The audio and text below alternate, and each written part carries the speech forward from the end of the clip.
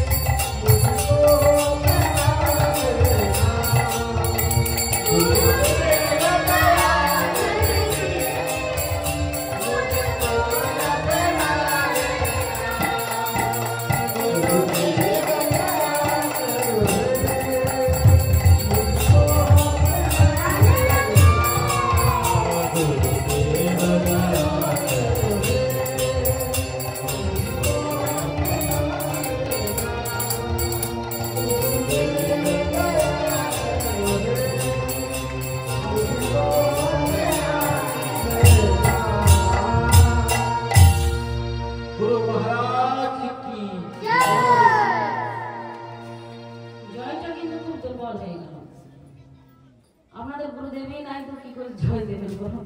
সবাই গুরুদেব আছে, সবাই একবার জোর করে বলুন তো, গুরু মহারাজ কি মহারাজ কি মহারাজ কি।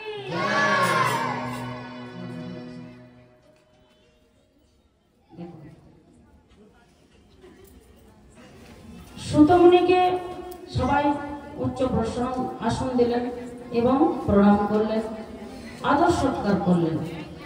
সুতমুনি ব্যস্ত হয়ে বললেন, হে ঋষিগণ, তোমরা এইভাবে আমাকে এত উচ্চ প্রশংসা করলে, উচ্চ আসন বসতে দিলে, এটা আমার কোনো কিছু নেই, আমার গুরুদেবের কৃতিত্ব।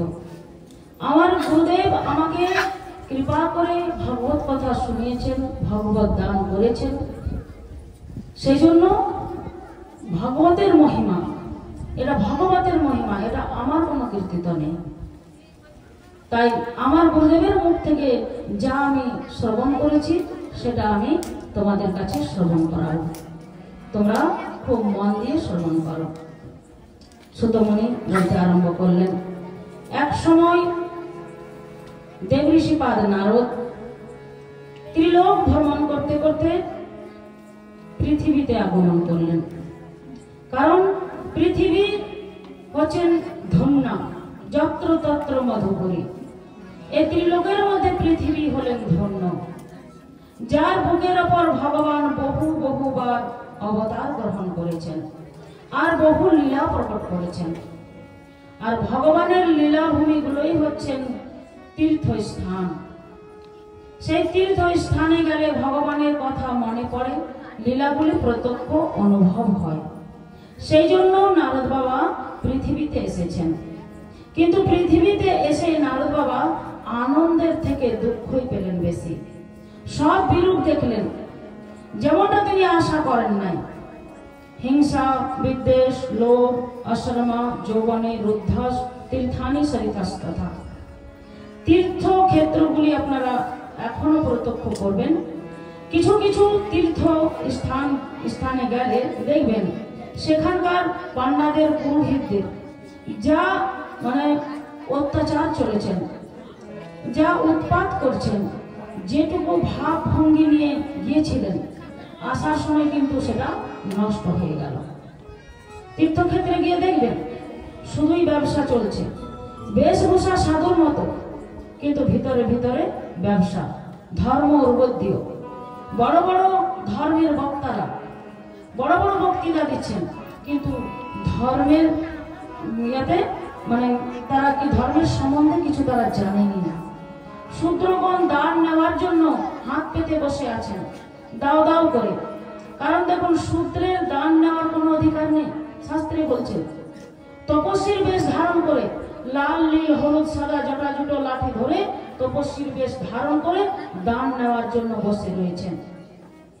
এই যে কুম্ভ মেলায় আপনারা যাবেন, দেখবেন প্রত্যক্ষ করতে পারবেন অনেক লোক। কুম্ভে যদি আপনারা যান তাহলে দেখবেন এক এক সাধু, কেউ সোনার সিংহাসনে বসে যাচ্ছেন, কেউ হাতির পিঠে যাচ্ছেন, কারো আগে ভাগে ৫,০০০ লোক যাচ্ছেন, কারো আগে ভাগে ১০,০০০ লোক যাচ্ছেন। কি বিশাল প্যান্ডেল, কি ধ্বজা, নানা রকম শুধু টাকার খেলা, খালি অহংকার প্রদর্শন করছেন। আমি এত বড় সাধু, আমি এত বড় সাধু, আমার পেছনে এত লোক আছে, আমার পেছনে এত লোক আছে, এই আমিত্ব ভাব এই চলছে। বলছেন সাধুত্বের দম্ভ এ বহি। কলিকালে সাধু নামে যার যত বেশি দম্ভ, সে তত বড় সাধু। দম্ভ দিনাঞ্চ কলকন। কলিকালে স্বামী স্ত্রীর মধ্যে কলহ, পরিবারের অধিকাংশ ক্ষেত্রে দেখবেন স্বামী স্ত্রীর মধ্যে যে কলহ, স্বামী স্ত্রীর মধ্যে যে আছে কথা বলা হয়েছিল, তদিদং হৃদয়ং মার্জং মদিদং হৃদয়ং তম, এক হওয়ার কথা, এক আত্মা চলার কথা, কিন্তু সেখান থেকে কলহ, নিত্য কলহ। এইভাবে নারদ বাবা পৃথিবীর অবস্থাটা দেখলেন, দেখে তিনি খুব কষ্ট পেলেন। যেটা যেখানে হওয়ার কথা নয়, সেটা সেখানে সেই জিনিসটা ঘটছে। এগুলি কিন্তু সত্যি কষ্টের কারণ। এই যে দেশে দেখবেন একটা প্রথা হয় সূর্যি পূজা, সূর্য পূজায় যে মুন্ডন হয়, তো সেখানে বলি হচ্ছে। তো সূর্য পূজার সঙ্গে বলির কি সম্বন্ধ আছে? আমি তো শাস্ত্রে কোথাও খুঁজে পাইনি। অনেক জায়গায় দেখি সূর্য পূজা হচ্ছে, সেখানে বলি হচ্ছে। তো বলির কি প্রথা আছে? বলির তো কোনো নেই। যে সূর্য হচ্ছেন ভগবানের পরম ভক্ত বিবর্ষণ, সত্যব্রত মুনি ভগবানের মানে সত্যব্রত মুনি সূর্য রূপে প্রকট হয়েছিলেন, যাকে মৎস্য রূপে ভগবান দর্শন দিয়েছিলেন। কশ্যপ ঋষির তপস্যায় তারপরে তিনি লাভ করেছিলেন মার্তণ্ডকে। আবার শাস্ত্রে বলা আছে যে রাধারানীকে পুত্রী রূপে পাওয়ার জন্য সূর্য তপস্যা করে বিশ্বভানু রাজা হয়েছিলেন। তাহলে ভাবুন, যিনি রাধারানীর পিতা বিশ্বভানু, তার পুজো, সেই বিশ্বভানু রাজাই তো সূর্য। তো সেই সূর্যের পূজার সঙ্গে বলির কি আছে? কি প্রথা আছে বলির? কিন্তু হচ্ছে, বলি হচ্ছে, কোনো প্রসঙ্গই নেই, কিন্তু হচ্ছে, লোক চালিয়ে দিচ্ছে। দেখুন, যারা অজ্ঞান ব্যক্তি তারা তো চালাচ্ছেন, কিন্তু যারা জ্ঞানী, যারা দেখবেন একটু মালা তিলক করেছেন, তারাও কিন্তু সমর্থন করে দিচ্ছেন। তাহলে এই যে সমর্থন করছেন, তাহলে এটা দেখে কোন সাধু ভালো লাগবে বলুন? কোন সাধু সেটা ভালো লাগবে? ভালো লাগবে না। তো বলছেন একটা এই বর্ধমান জেলায় দেখবেন, এই বর্ধমান জেলায় একটা খুব জাগ্রত মানে ঠাকুর আছে, যাকে বলে ধর্মরাজ, শিব ঠাকুর, ধর্মরাজ পূজা, কিন্তু সেখানে বলি হচ্ছে। তাহলে শিব বাবার যে পূজা হচ্ছে, তো মহাদেবের যে পূজা, তো মহাদেবের পূজার সঙ্গে বলির কি সম্বন্ধ আছে? মহাদেব তো পরম বৈষ্ণব, তাহলে যে ভগবানের পরম ভক্ত, তার নামে বলি কি করে হয়? কিন্তু হচ্ছে। শাস্ত্রে বলছেন মাংসাসীন স্পর্শে তো শিবম, যিনি মাংসাসীন মানুষ তিনি শিবকে স্পর্শ করতে পারবে না। মাংসাসীন স্পর্শে তো বিষ্ণু, যিনি মাংসাসীন তিনি বিষ্ণু মানে নারায়ণ শিলা স্পর্শ করতে পারবে না।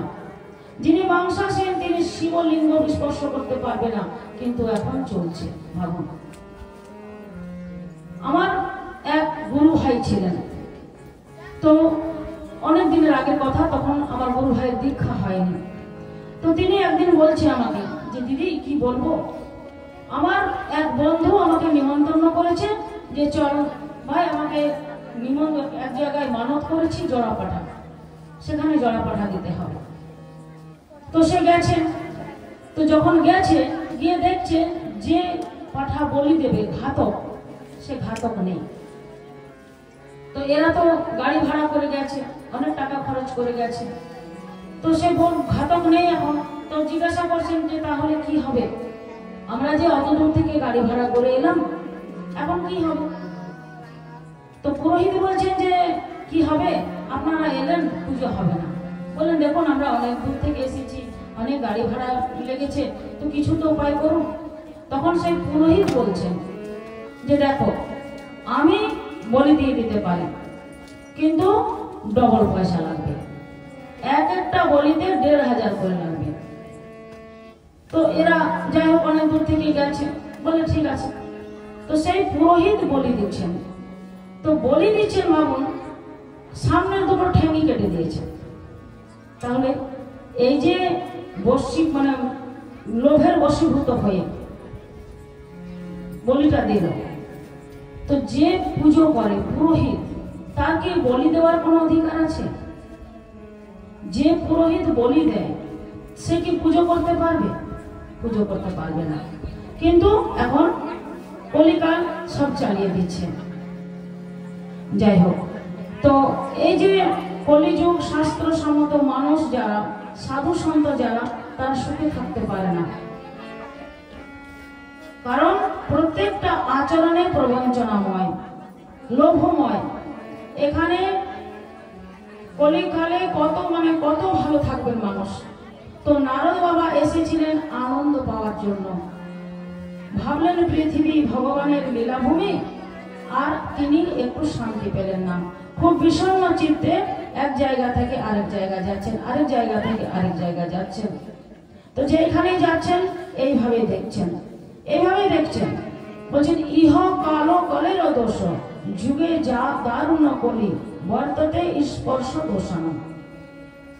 যা যা করার নয় তাও সেটা করে দিচ্ছে। যে যে ঘটনাগুলো বর্তমান আপনাদের আমাদের চোখে পড়ছে, একটু পিছিয়ে গিয়ে দেখুন। আজ থেকে 50 বছর আগে দেখুন এটা হতো না, এখন যেটা হচ্ছে। তো বৃন্দাবনে নারদ বাবা পৌঁছেছেন। বৃন্দাবনে তিনি গিয়ে এক আশ্চর্য দৃশ্য দেখলেন। কি দেখলেন? একাতো তরুণী তত্র বিদ্যুৎ-দোতনয়, একজন যুবতী রমণী নারী, আর তার পাশে দুইজন বৃদ্ধ অচেতন হয়ে পড়ে আছেন। অচেতন বলতে কুমারচ্ছন্ন অবস্থায় পড়ে আছেন। তো নারদ বাবা দূর থেকে দেখলেন।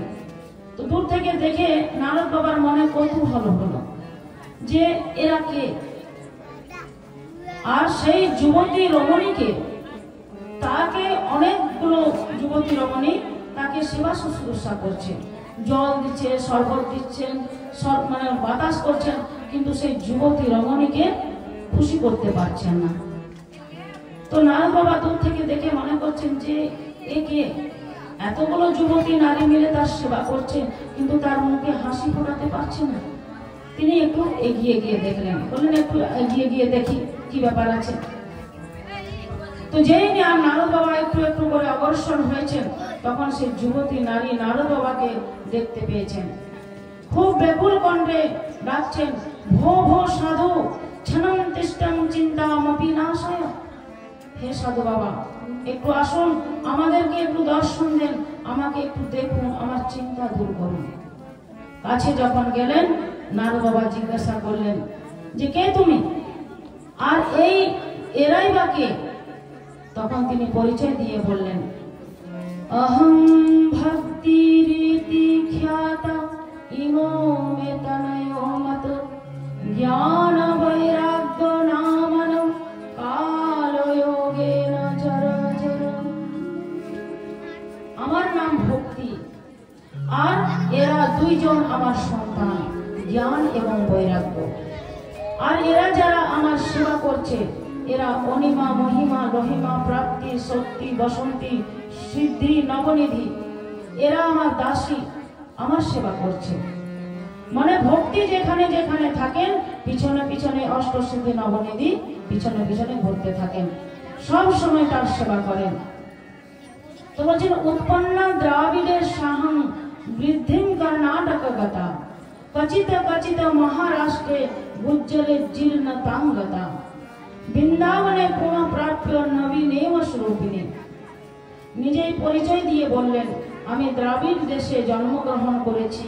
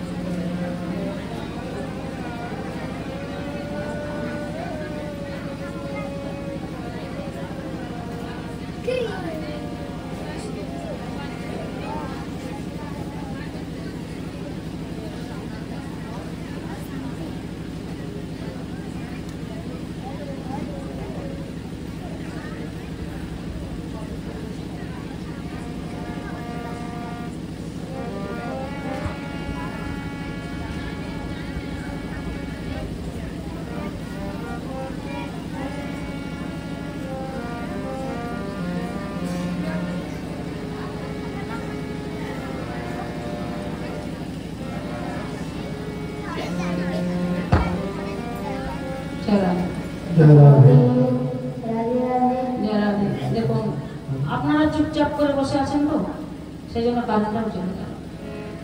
মাঝে মাঝে একটু রাধে রাধে বলতে হবে, রাধে রাধে না বললে কিন্তু আবার মাঝে মাঝে কাহিনী তো একবার সবাই বলুন তো, রাধে রাধে।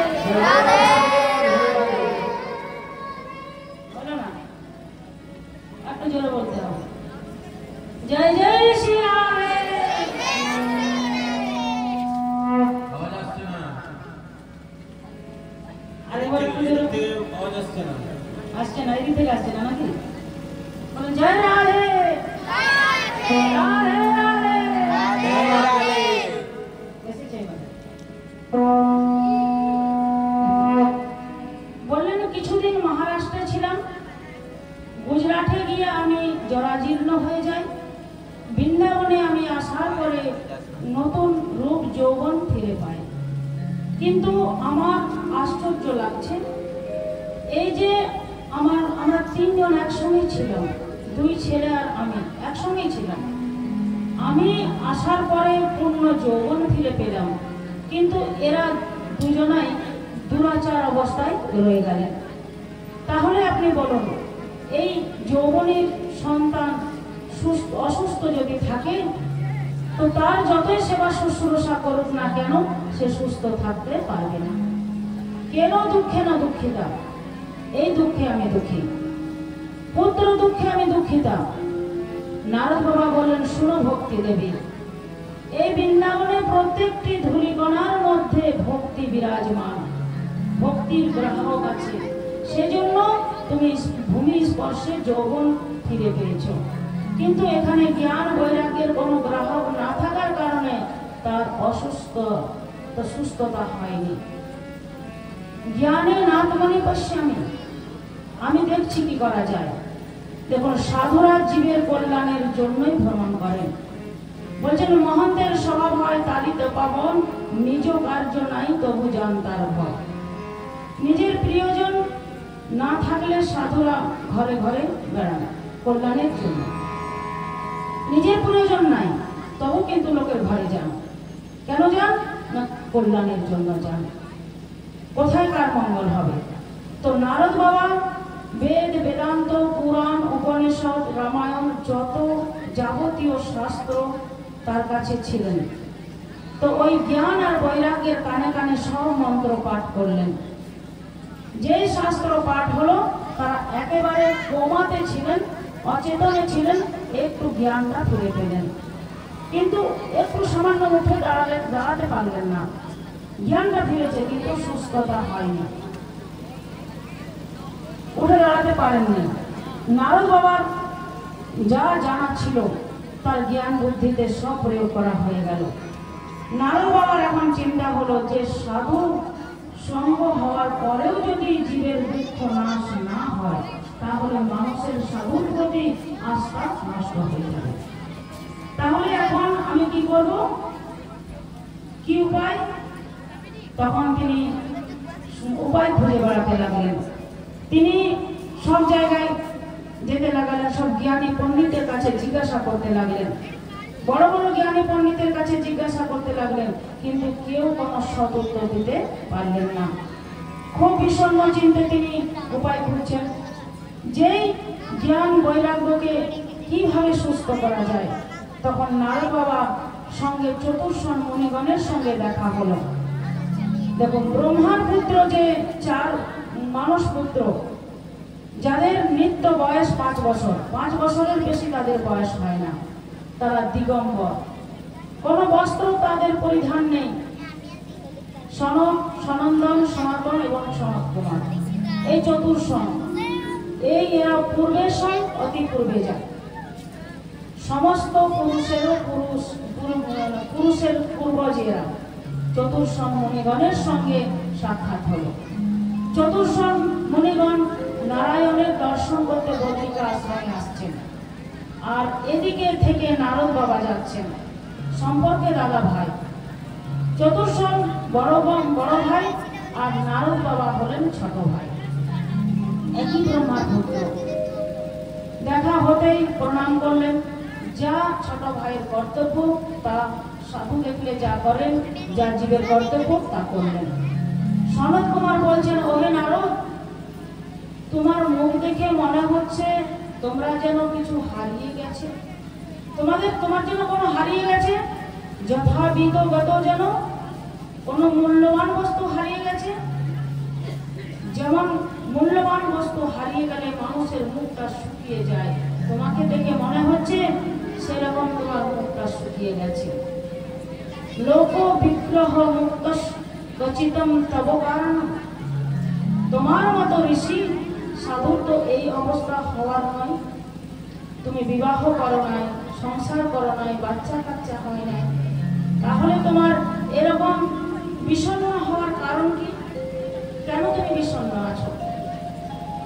অতঃ সাধুদের কোনো দুঃখ হওয়ার কোনো দুঃখ কিছু নেই।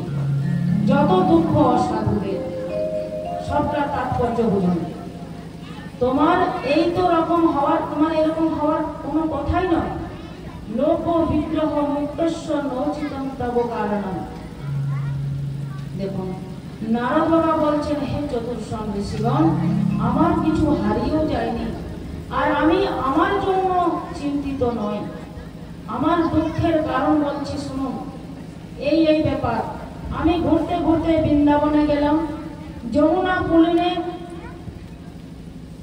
একজন যুবতী রমণীকে দেখলাম, তার পাশে দুই বৃদ্ধ, তাদেরকে সুস্থ করার জন্য আমার জ্ঞানে যা ছিল, যত কিছু যা ছিল জানতাম, সব প্রয়োগ করলাম, কিন্তু তাদেরকে সুস্থ করা গেল না।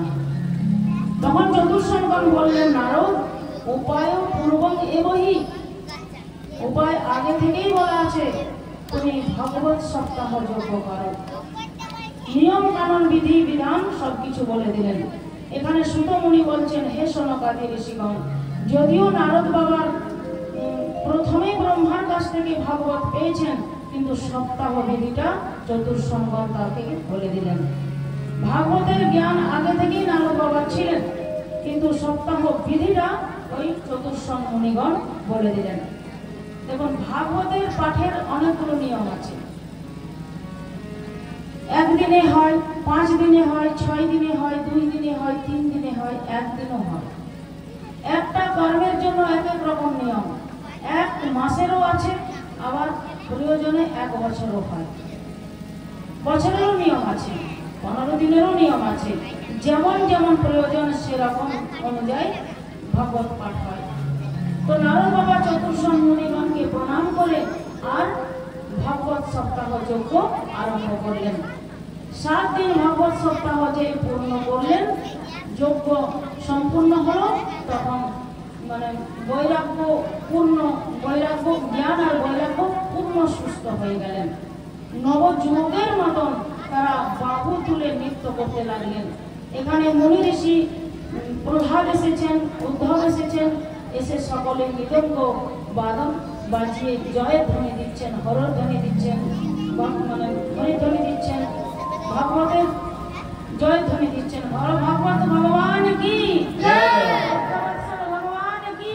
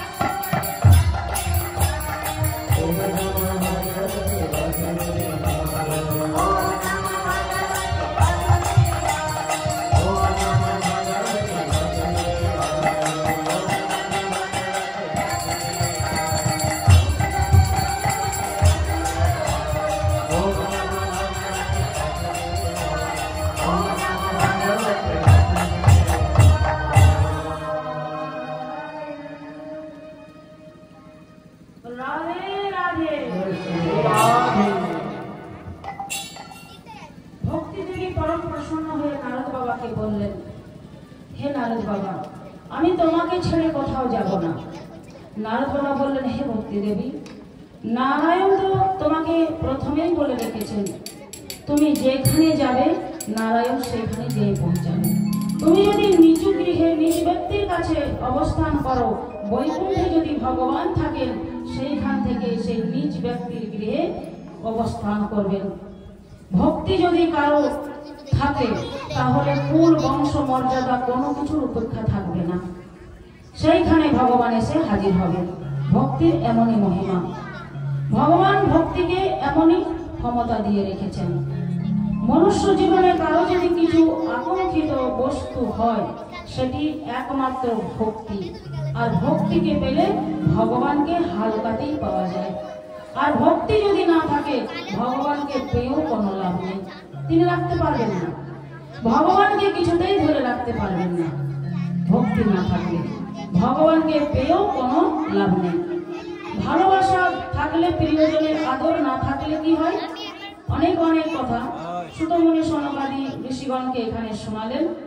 এটা হলো অলৌকিক ঘটনা, যা সাধারণত মানুষ কখনো দেখতে পাননি। এগুলো হলো বৃন্দাবনের ব্যাপার। ভক্তি নারদ সংবাদটা হচ্ছে বৃন্দাবনের। এই জাগতিক ব্যাপার না হলে মানুষ বুঝতে পারবেন না।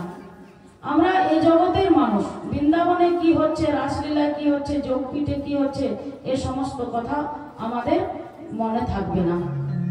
তাহলে অতদূর আমাদের যাওয়ার আকাঙ্ক্ষাও নেই, ইচ্ছাও নেই। কি হচ্ছে এই জগতে, কি হচ্ছে একটু প্রসঙ্গ বললেন। কি বললেন?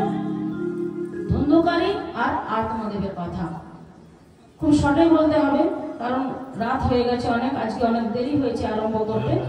সেজন্য আমি আজকে একটু শর্টে সারছি, কালকে বিস্তারভাবে বর্ণনা করে করব।